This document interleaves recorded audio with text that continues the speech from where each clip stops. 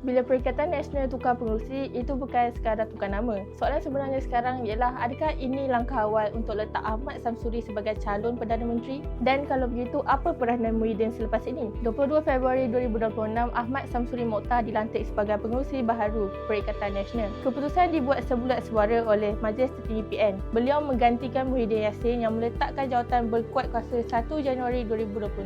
Tetapi Muhyiddin tidak kuasa penuhnya. Beliau kini timbalan pengerusi PN. Dalam mana-mana gabungan, jawatan pengerusi bukan sekadar simbol.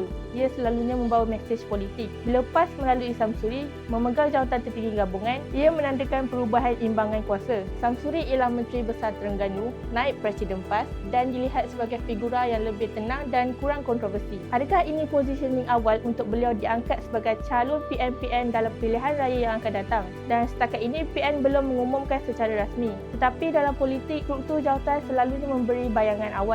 Muhyiddin kekal sebagai timbalan pengerusi. Ada yang melihat ini sebagai penstrukturan semula kuasa dan ada juga yang bertanya, adakah ini percaturan dalaman untuk kekalkan pengaruh dalam gabungan? Namun secara rasmi ia dilihat sebagai kesinambungan kepimpinan dan bukanlah perebutan jawatan. Perubahan ini berlaku dalam konteks perubahan kepimpinan dalaman parti komponen, tekanan dalaman gabungan dan persoalan siapa yang bakal memimpin blok pembangkang. Dengan PAS kini memegang jawatan pengerusi, ini menunjukkan parti itu semakin dominan dalam PN. Strateginya mungkin jelas, tampilkan wajah baru, kukuhkan kesatuan dalaman dan bersedia lebih awal untuk PRU yang akan datang. Ini bukan sekadar pertukaran jawatan, ini adalah mesej politik. Adakah Samsuri calon PM? Adakah Muhyiddin akan terus memainkan peranan utama? Tetapi yang pasti PN sedang menyusun semula kepimpinan untuk fasa politik seterusnya dan percaturan sebenar mungkin hanya akan jelas apabila calon Perdana Menteri diumumkan secara rasmi.